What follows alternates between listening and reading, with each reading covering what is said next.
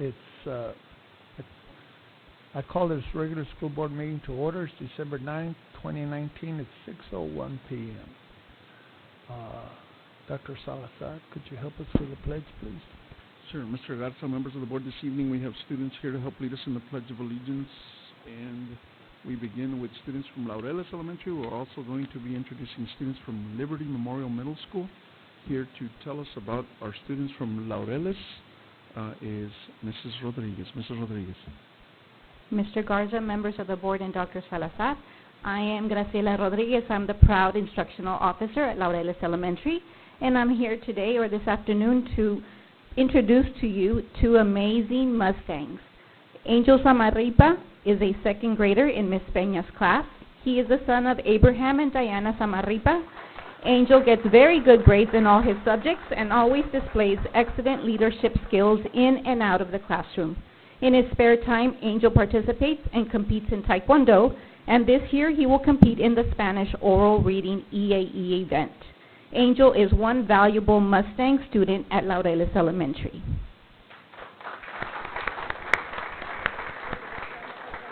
Next we have Abigail Samarripa, sister. She is a pre-K student in Miss Ramirez's class. She is the daughter of Abraham and Diana Samarripa. Abigail loves coming to school every day with a smile on her face. In class, she loves to take turns, share, and listen to her teacher. At home, she enjoys spending time with her family and her new dog. I know Abigail will do great things in her educational career as a Mustang.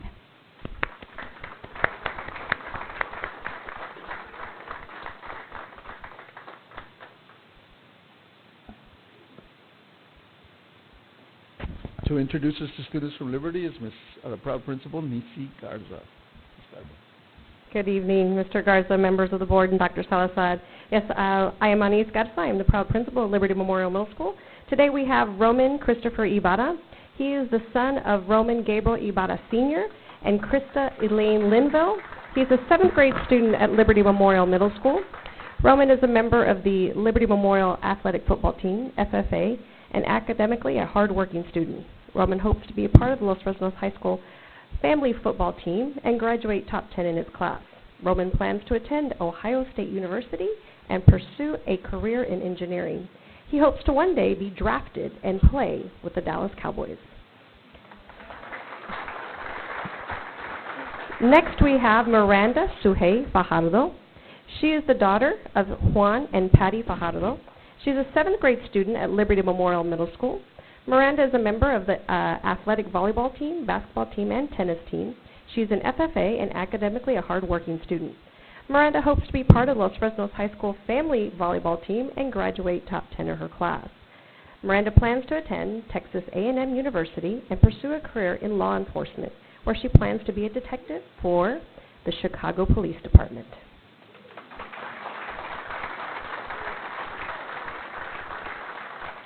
Ladies and gentlemen, these students are here to help lead us in the Pledge of Allegiance. Will everyone please rise for the pledge?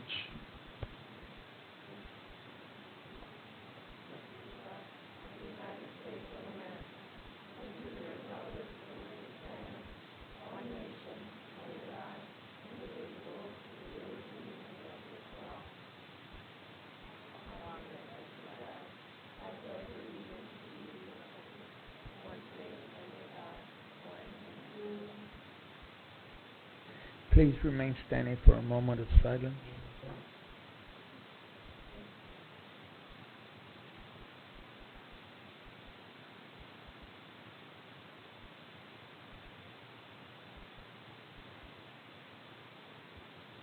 Thank you. You may be seated.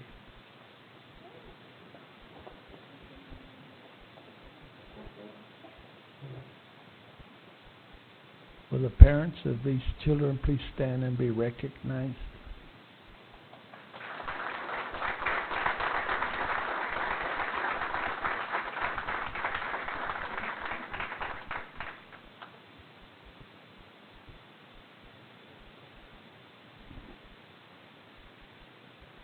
Thank you so much for helping us.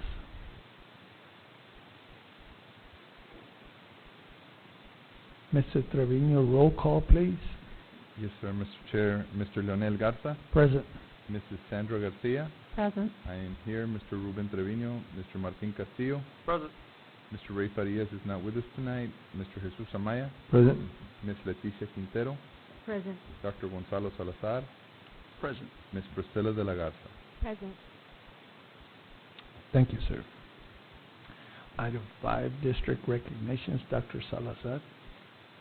So members of the board, each month we set time aside to recognize the accomplishments of our students. And here I'd like to introduce our high school principal, Mr. Justin Stumbaugh.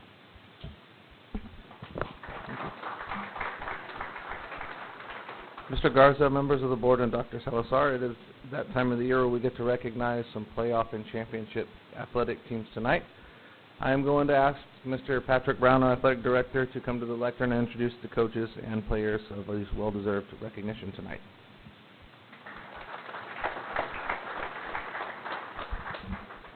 Good evening, Coach Garza, members of the board, Dr. Salazar. I'm the proud AD of Los Fresnos CISD, and I'm here to introduce 3 of our very special teams that we have, the first being team tennis with Coach Samuel.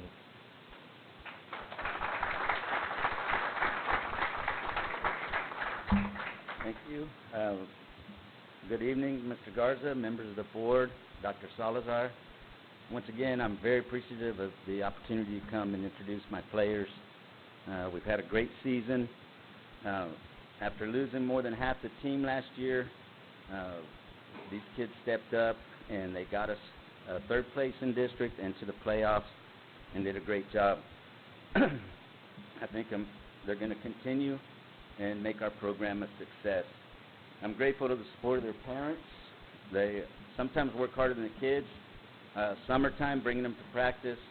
Mornings, sometimes they even have to give up their hunting time, Mr. G. And the kids for making the summer practices and then coming to early August practice for team tennis and get ready for the season. We have a short season, so we play quite a few practice matches, and they have to get ready. And so I'm also able to bring up some of the younger players in those matches, and I've got a good group of freshman and sophomore players coming up. I'd like to thank Coach Gutierrez, my assistant coach, again.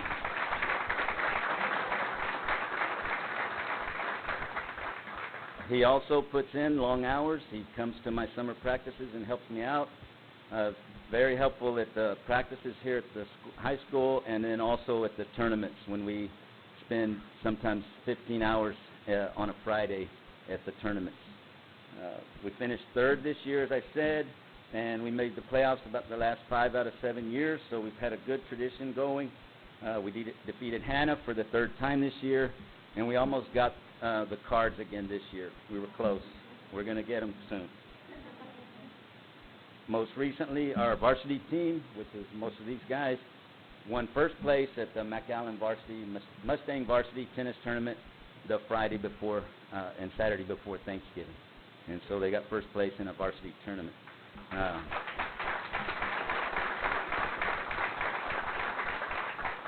I'll introduce my top 7 girls and boys and the alternates. We have Angela Cantu, senior. Aaliyah Gutierrez, junior. Skylar Hairston, junior. Samantha John, junior. Ana Valeria Hernandez, junior. Isabella Gonzalez, junior. Eileen Anzaldua, senior. Bethany Ariano, junior. Aniston Martinez, sophomore. And Gabby Andrews, senior. And that's the girls' lineup right there. The boys, Marvin Prezalini, junior.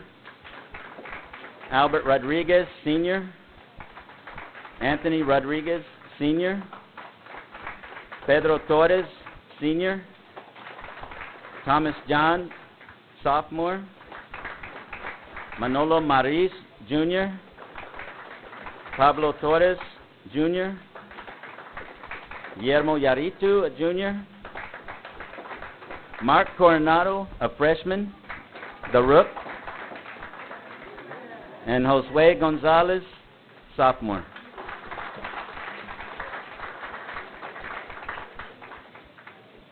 And this is our 2019 Falcon team tennis players.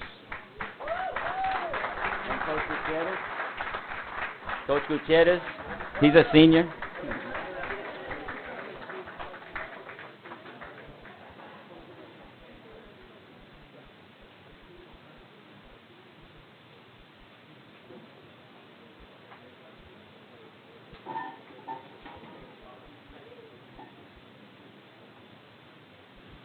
Will the parents of these student athletes please stand and be recognized?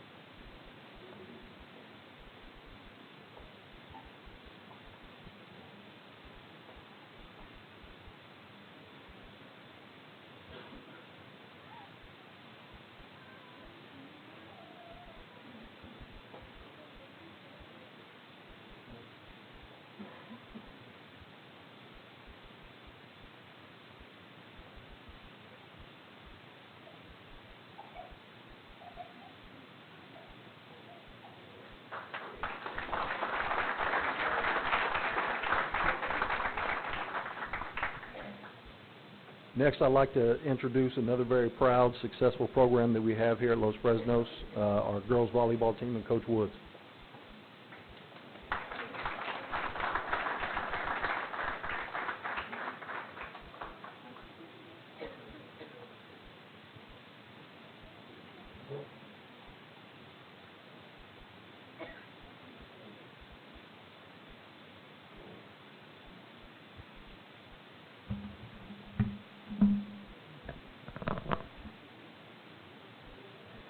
Mr. Amaya, members of the board, Dr. Salazar, my name is Coach Becky Woods, and my assistant coach is Norma Pena. I would now like to introduce to you my coaching staff. Most of my coaches coach basketball. That's the reason why they're not here. And one of them has a brand new baby. The freshman dart coach was coached by Selena Naranjo.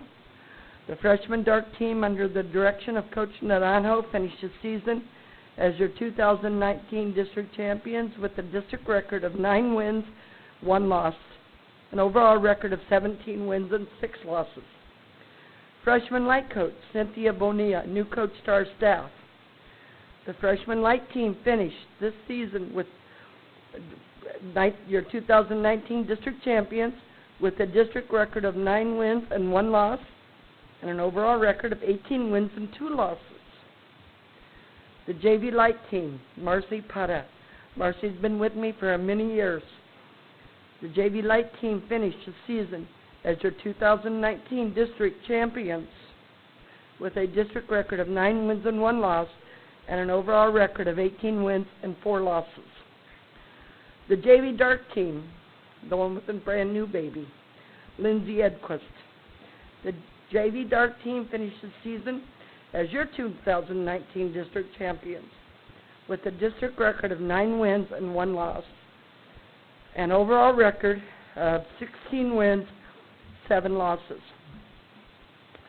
your 2019 Lady Falcon varsity volleyball team. My assistant, Coach Norma, she's been with me for many years. She's done a great job. When I'm not there, she's always there to cover for me or to help me out any way I need her to. She's just a big asset to the team. This group of girls right here had a district record of 10 wins and no losses. They're undefeated district champions, back-to-back district champions. They have an overall record this year, 36 wins and 9 losses. The Lady Falcons, except for 1 week, were state-ranked 24th for the entire season.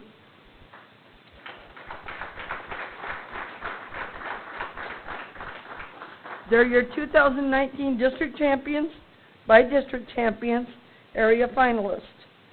All of our teams together combined for a total of 46 wins and 13 losses in district, and a combined total overall record of 105 wins, 28 losses for the entire season. I would now like to introduce to you your 2019 varsity volleyball team holding the district trophy. Freshman Corey Reyes, defensive specialist. Sophomore Mia Brown, outside hitter, 32-6A, all district honorable mention. Not here tonight, but I will mention her also. Sophomore Cadence Castillo Libero, 32-6A, all district honorable mention. Sophomore Jenica Liao, setter. Junior Tate Halford, captain, outside hitter, Sherryland All-Tournament team, named 32-6A Co-Offensive Player of the Year. Junior Victoria Hernandez, not here tonight, middle hitter, and 32-6A honorable mention all district. Senior Clarissa Esquivel, first time as a setter on the varsity. First time. Captain, setter, 32-6A tri-setter of the year. Brownsville Herald, hasn't come out yet, so I'm letting that cat out of the bag. Brownsville Herald's All-Metro setter of the year. 2019 All-Star Volleyball Team. 2019 Texas High School Coaches Association All-State Academic Team, second team. And Texas Girls Coaches Association Academic All-State Team. That was a mouthful. Okay. Senior, Ari Garado. Outside hitter, I always butcher her name. Outside hitter, 32-6A All-District second team. Senior, Danielle Galan. Defensive specialist. 2019 Texas High School All-State Academic Honorable Mention Team. Texas Girls Coaches Association Academic All-State Team. Senior, okay, this is a mouthful too. Middle hitter, 32-6A, first team unanimous, all-district Brownsville Herald, first team unanimous, all-district team. Let the cat out of the bag again. Brownsville Herald's all-metro most valuable player for 2019. And a member of the all-star team also. Senior, not here, Ari Garrido, outside hitter, defensive specialist. She also made the academic all-star team for the Texas High School coaches and the Texas Girls coaches. And last but not least, Gio Godoy. Mouthful again. She was our inspiration. She was our motivator. Middle hitter, 32-6A, first team all-district, 2019 all-star volleyball team. That's going to be played this Sunday, by the way. 2019 Texas High School Coaches Association Academic All-State second team.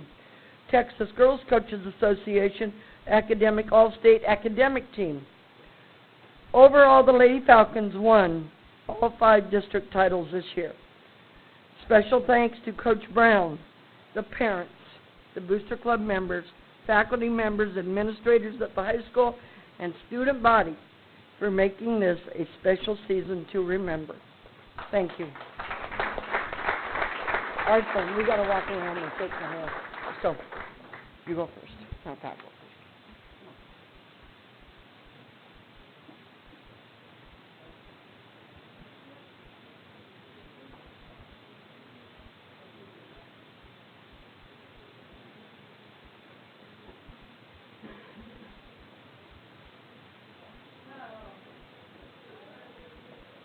Will the parents of these student athletes please stand and be recognized?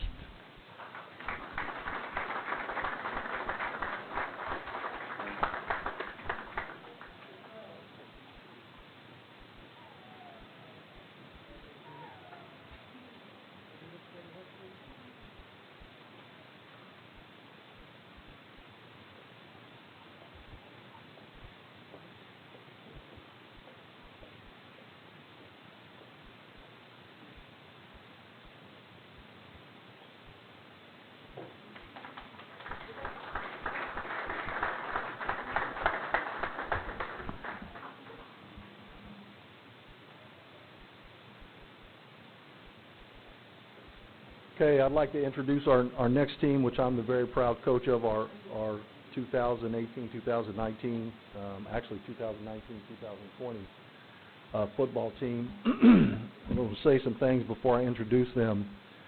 You know, going into this year, we're installing a new offense with one returning starter on offense, and not only that, but our defense is replacing 8 seniors from an incredibly good defense a year before. So we knew we had our hands full. Our young men showed up every day to work. I wish there was a film of them practicing and lifting and all the hours that they put in that no one gets to see.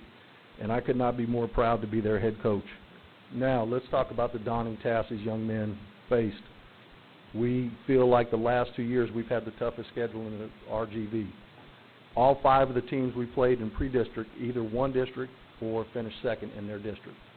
9 of the 11 teams that we played this year were in the playoffs, including 4 that were in the second and third round of the playoffs. So our schedule was very tough, and I think that we did not, this year, we did not fear anybody. We stepped on the field, and I thought at the end of the year, we belonged on the field with everybody in the Rio Grande Valley. And I think that the future has been set by these young men at the end of the year. I think they've laid the groundwork for an incredibly successful future here that we're very excited about. Our JV Dark won district, undefeated in district, and that's with a freshman quarterback and a freshman fullback playing for them.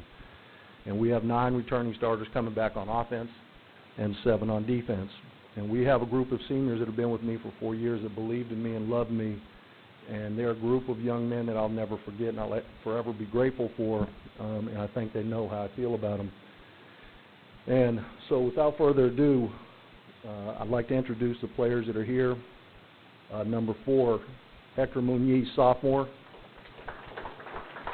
Cornerback, quarterback, punt returner, kick returner. Number 5, J.P. Rocha, defensive back. Number 6, our starting quarterback for the first 5 games until we played Odessa Permian, Matthew Padilla. A-back last part of the season. Number 12, cornerback, senior Armando Mendez. Number 15, junior, safety, Marco Moreno. Number 18, running back, Gio Moreno, senior.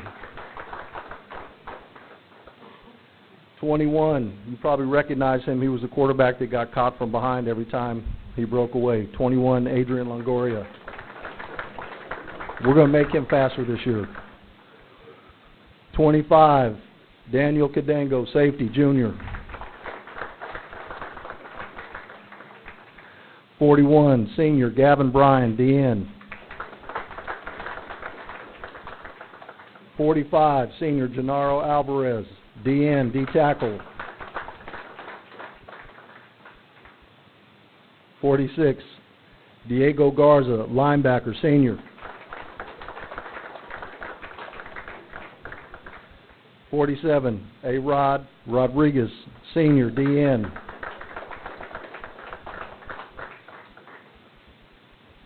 of our massive offensive linemen, number 50, Javier Cruz, center.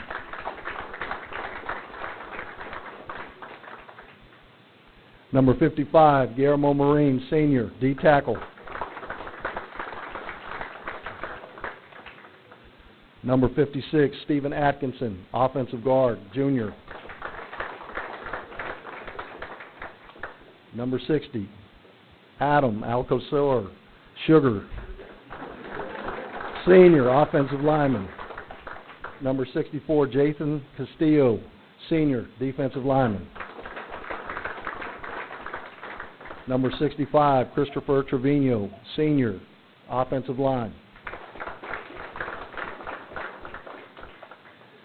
Number 67, Leroy Guerrero, senior, defensive line, deep snapper. The only lineman that looks like a lineman on our team, 68, Bo Alanis, junior, O-line.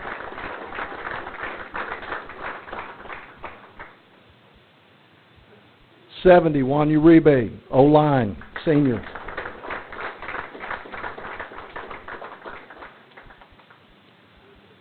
Especially you seniors, I want to tell you guys how much I love and appreciate you, and I'll never forget you. It's been the best 4 years of my life being your coach, and I know that I'm presenting you to this world as good men, hard worker, and good husbands, good people. Love you guys.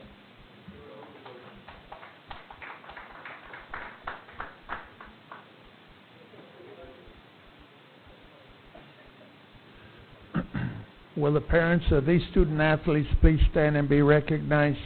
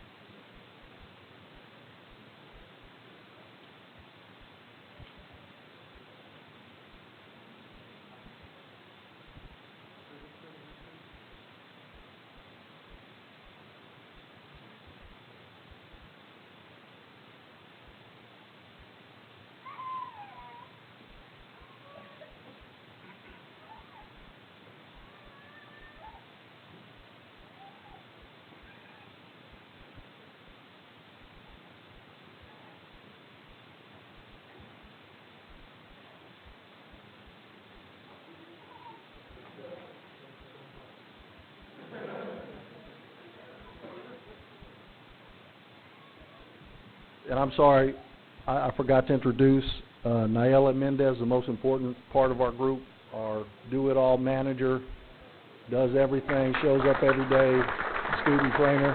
And my assistant coaches, please come out. The hardest working guys on the planet. Appreciate it. Come on by. I'm not going to introduce them all. There are too many. And thank you guys. Appreciate everything you've done for our football program, and looking forward to big things in the future.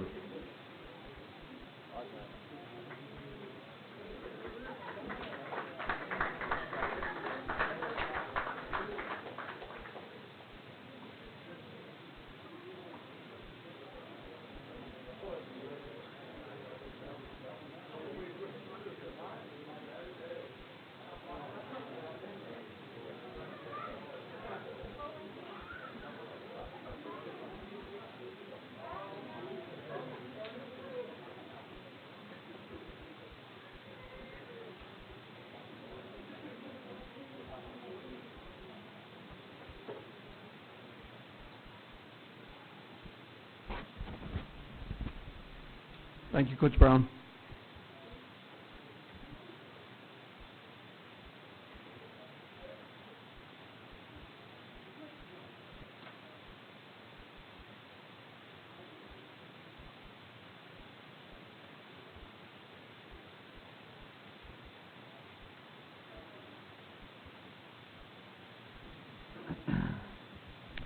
Item 6, public audience. Item 7, public comment. No one has signed up for that, so we will go on to item 8, district presentations. Dr. Salazar.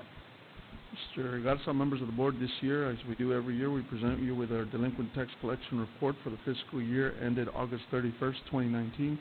And here from representing Limebarger is Ariana. Good evening, ma'am.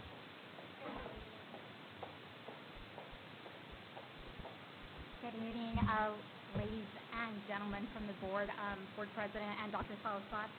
My name is Ariana Curiel. I'm one of the attorneys at the Limebarger office in Brownsville.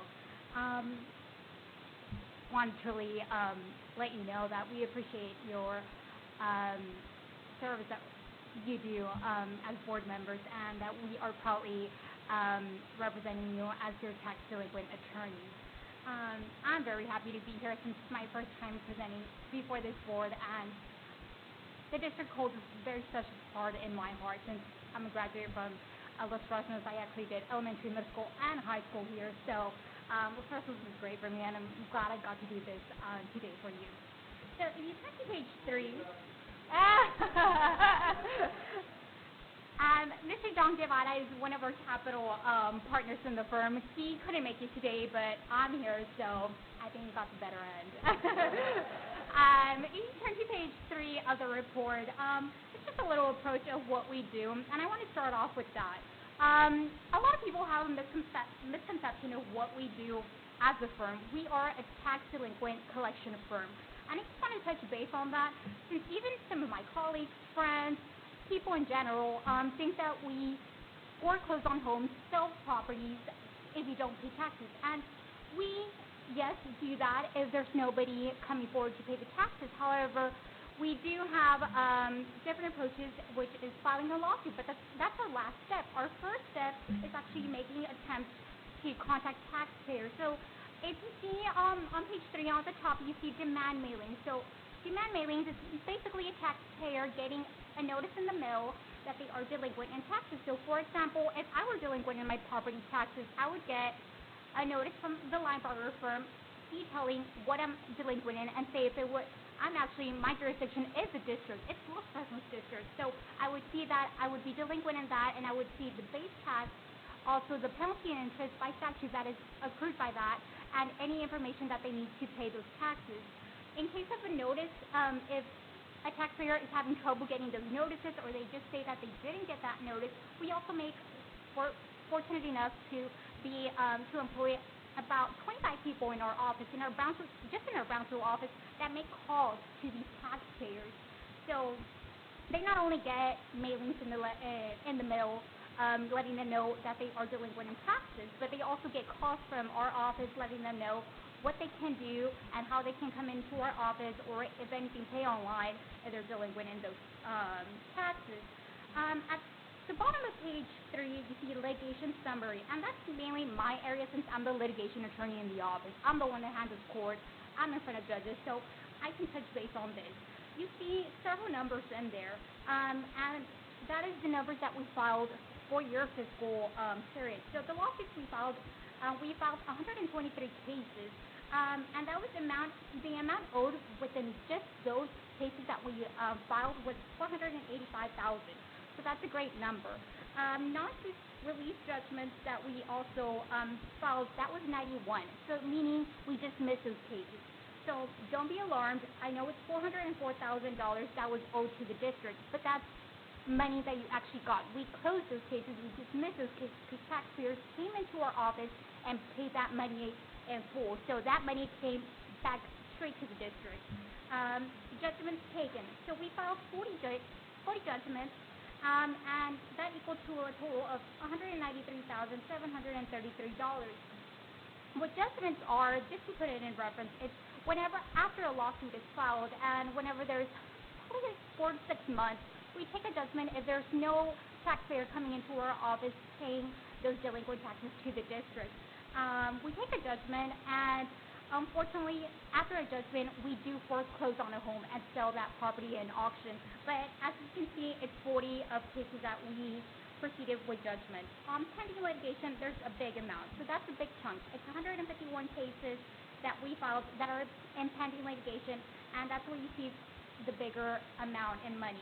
So about a little bit over $1 million. So you might ask, where is this money? Is it just sitting there? It's not. I promise it's not. pending litigation means whenever a taxpayer comes into our office, and we get this all the time, we are trying to work with taxpayers, and sometimes we just can't pay in full. We have a duty to the district to get y'all's money and turn it over to you. However, sometimes we understand the circumstances. The judges work with us, and they also come into our office and tell us we can't pay in full. We can work with them, and I'm going to mention this throughout the presentation. It's a payment arrangement. So what a payment arrangement is, they enter into a contract with our office, and meaning they just pay what they owe in a time span, say 6 months, 8 months, 10 months, at the extent, in certain circumstances, 12 months. So that's what's pending. So the money's coming in, it's just slowly coming in. Pre-litigation activities, that's 47 cases. And what pre-litigation activity is cases that are sitting for business personal accounts. So they're smaller accounts, and you also see the number. It's a little bit lower, $48,000 that is owed, but those are being worked on, and these are just take a little longer since maybe the business closed already, so we're just having a little bit have a harder time serving those people or corporations, but that is getting done. So if you turn to page 4 of the report, this is where it's all at, and this is what the collection results are at. The delinquent tax collections, the totals that you see at the top of the page of page 4 are your delinquent tax collections. So as you see in the first tower, you see September 26, 2016, we collected over $1,337,694 for the district. So it was about at 31.72% that we collected that year for the district. In 2017, the fiscal year for 2017, we collected $1,380,772 for the district. We collected at a 33.75%, and that was in 2017. For this fiscal period for September 28th, we included November 29. We collected $1,385,712 for the district, and we collected at 33.70%. So you might see it was more money to the district, probably $5,000 more. So wasn't a big chunk. However, we are increasing, but we can see a difference from 2016 to 2018. You might also question a drop in the percentage from last year, not last year, but the last fiscal year, which was 33.75. Now we're at 33.70. It's not to be scared of. The only difference why it's a little bit lower, you might see on the adjusted tax roll, the DTR, it's $3.1 million now. It's not $3 million anymore. So that's why it's more. So, for example, if you have $3 million in a pool that is owed to the district, so I always put it in reference to my employees, which sometimes they don't understand why we're at a lower percentage. Say I have a stack of work in my desk, and by 3 o'clock, I'm almost done, and I'm happy I did my work. But then by 3:30, my assistant comes by and gives me another chunk. It doesn't mean that I wasn't working that day. It just means we got more. And here it means that we got more taxpayers that became delinquent. So you're seeing that more taxpayers are becoming delinquent in your jurisdiction. So that's why it's the $3.1 million. But it's actually very good. So it's 33.70. Through the state, the average is 30% to 32%. So we're above that. And we actually collected more from the past fiscal year to now. If you look at the bottom of page 4, you'll see delinquent and current tax collections. You'll see on the first tower, you'll see that we collected for you in 2016 $1,803,679 for the district, and that was in 2016. In 2017, we collected a total of $1,871,813, and that was, again, 47.44%, and that was for 2017. And for 2018, you'll see a slight change, and it's not that low, but it's $1,854,021 that we collected for the district, and that was at a 46.73%. The difference between the two, the top towers are delinquent taxes. That's what we do for you. We collected 2017 and prior for that fiscal period. And then for the bottom towers, it's 17 years and 18 years. And you might say that it's a little bit lower on this fiscal period, but then again, the 2018s did not become delinquent at the beginning of your fiscal period. They were turned over to us till this summer. So we still have an opportunity to raise that, and it's not anything bad. It's actually very good that we're at this percentage, and we're very close to ending like the last fiscal period. So we're right on target. If you turn to page 5 of your report, we see tax sale activities. So whenever we file lawsuits, and that's whenever we try calling taxpayers, whenever we send out mailings. And I forgot to mention in the beginning, we actually have employees that actually go to the homes and knock on doors, letting them know you're unfortunately delinquent. We can help you. This is our number. This is our email. This is our fax. They can even help them right there and then. So we do all of that. And if those taxpayers are still not willing or cannot pay, a lawsuit is initiated. And once that lawsuit is initiated, we're in front of a judge. And that's me. I'm the one in front of the judge before and representing you, the district. Whenever nobody comes forward and pays taxes, we take a judgment, which I talked about in third or one of the first pages of the report. We take a judgment. Whenever that judgment does not get paid, say for $10,000, $15,000, $1,000, it doesn't matter the amount, we foreclose on a home. It might not be a home. It can be a vacant lot. It can be anything. We foreclose on that property and we put it up for auction. And so this is what page 5 at the top signifies. So during your fiscal period, we have 7 tax sales. So we just have numerous tax sales throughout the year. During your fiscal period, we have 7 tax sales. That's including everybody, not only the district, but all entities. There's 37 properties for sale that included the district. So this chart, that paragraph that you see on page 5, summarizes those 7 sales. I'm going to start with the darker yellow, kind of a little bit orange. It's a school payment agreement. So that's what I talked about in the beginning. Within those 7 sales, these 37 properties, 11 out of those didn't go to the sale because at the last minute we had a taxpayer come into our office and asked us or told us, I am willing to pay, I just can't pay in total, and we worked with them. So meaning our payment arrangement is a contractual agreement between the firm and the taxpayer. They sign off and we make sure that they sign that contract. We want to assure that that money's going to come back to the district. So they sign, and they usually our protocol is just used to give a half down. So say I owe $10,000 and I can't pay it in full. I go to Linebarger. They'll probably ask me for a half down. So I get $5,000, and then the other 5 remaining, I'll pay it within a 6-month period, 7, 10, 12-month period. So that's what that dark yellow means. That taxpayer, even after litigation that never showed up to court or nothing ever happened, and they finally, whenever the sale was up for sale, that's when they came into our office. We still allow that, and that's $21,109 that was brought back to the district in payment arrangements during those sales. The light blue portion of the pie graph is paid in full. So the property was up for sale. Again, same circumstance, but the taxpayer paid in full. So literally came into our office and said, I have a check.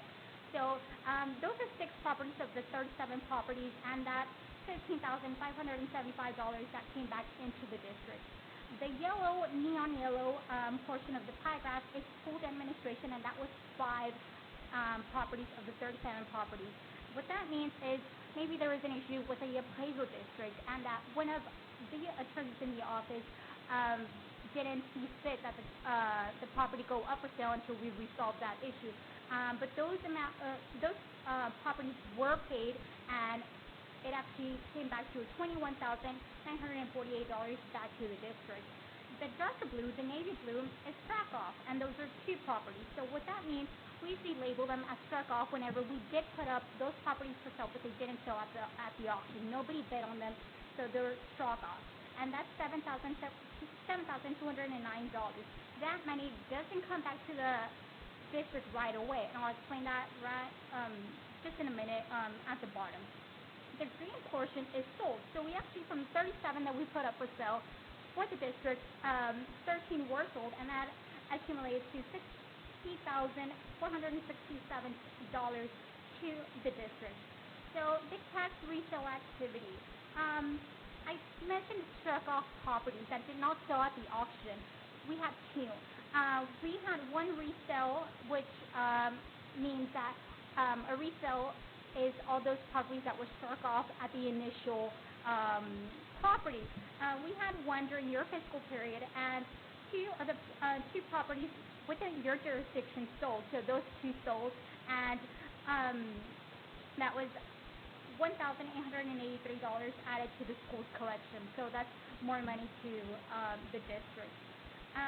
Going forward for bankruptcy, we also represent you in bankruptcy whenever taxpayers are facing difficulties or any issues that they're seeing in their lives.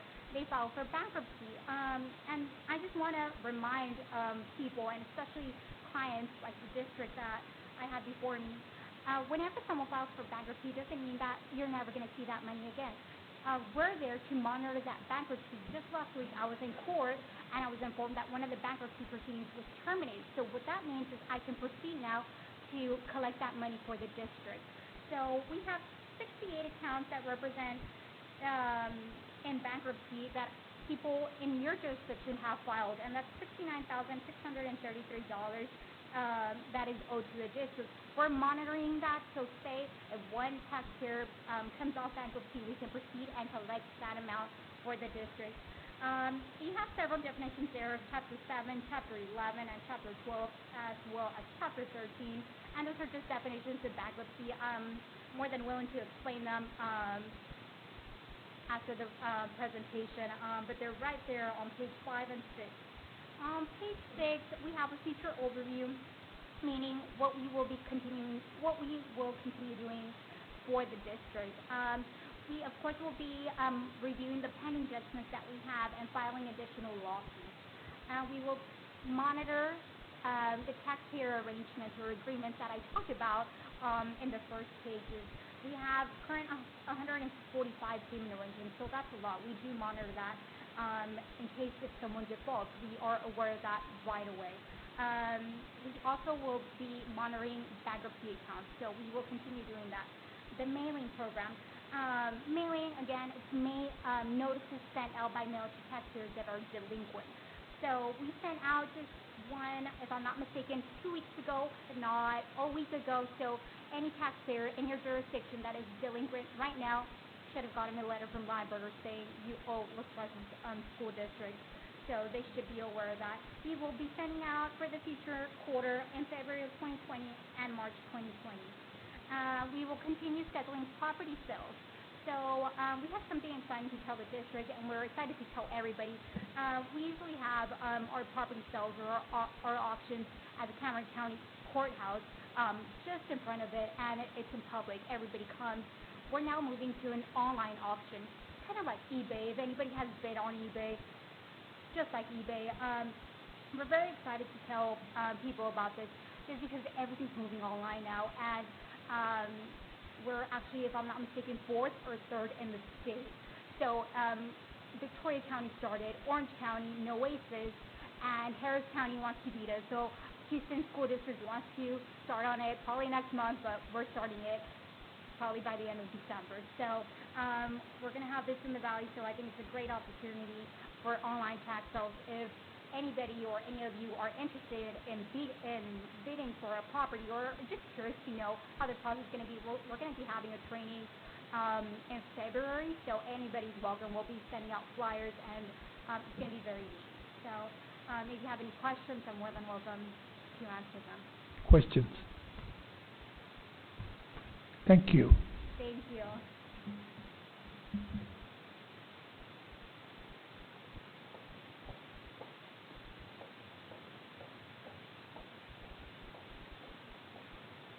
Item 9, District Reports, Dr. Salazar. So, council members of the board, we present to you our monthly reports in A through E. And at this time, we are prepared to answer any questions you might have.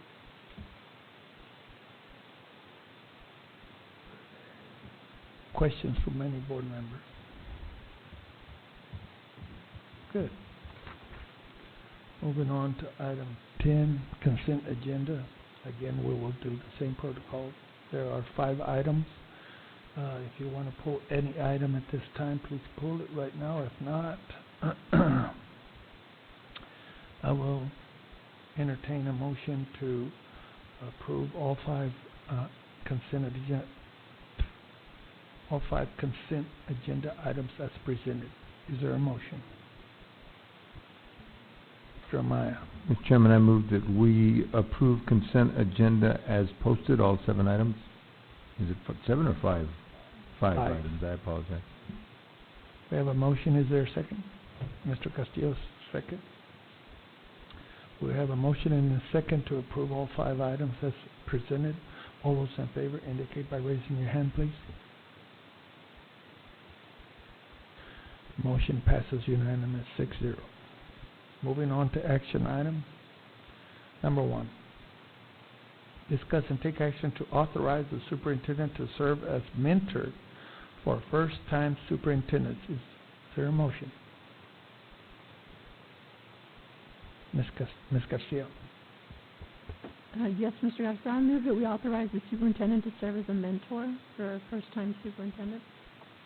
We have a motion on the floor. Is there a second? Mr. Amaya. We have a motion and a second to approve superintendent as mentor for first-time superintendents. Discussion. No discussion. All those in favor of the motion indicate by raising your hand, please. Motion passes unanimous 6-0. Item 2. Discuss and take action to approve agreement contract for Bond Financial Advisors, RFP number 19-20-34. Is there a motion? Mr. Trevino.